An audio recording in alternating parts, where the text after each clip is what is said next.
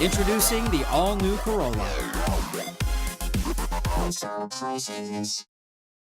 I believe that we are in crisis. I think that's why we're in the lawsuit to begin with.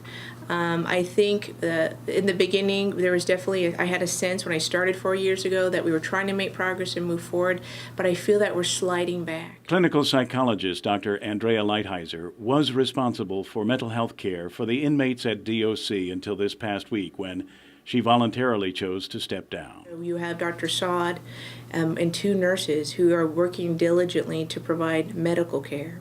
And you have myself trying to provide mental health care as well as trying to manage the dental. And we're just at a point now that we're flooded. We've been asking for assistance, and we're very concerned. I opted not to continue, simply in part because of being overwhelmed. There are over 800 detainees and inmates housed at the island's only prison. A settlement agreement with the Department of Justice has been in place for 21 years, requiring adequate physical and mental health care be provided to the prisoners here. Dr. Raja Saad and 2 nurses are tasked with providing physical mental care to all of them. But recently, Dr. Saad suspended his service to the prison for the second time since last September because he was not being paid in a timely manner. Even though he has resumed providing his services, Dr. Lighthizer says that the situation has not changed for him. The issue with him, as he brought it to my attention, was that he wasn't being paid the first time, and he had gone 7 months or so without payment.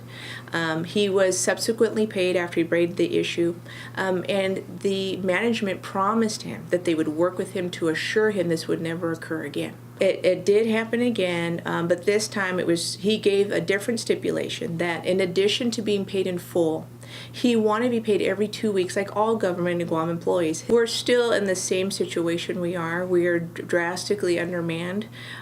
He has not received, as far as he's told me, he hasn't received the things he's asked for. Dr. Lighthizer points out that failure to provide on-site medical care is actually costing GovGuam more money. Is it money? I don't think it's entirely money, because we're seeing raises across the board for all employees. The directors are getting increased amounts. When you do not have on-site care, it incurs more costs. For example, when Dr. Saad was gone, we incurred additional transport time. There was fuel. There was overtime for the officers. There's also an additional risk to the community every time we transport prisoners off-site to go get care in the community. Why did you leave? I left in part is because I'm very fatigued. To be honest with you, I'm just very fatigued. It's a lot for one person to try to manage the mental health care for 800 people, and in addition, to be perceived as I'm going against the agency when I bring up issues.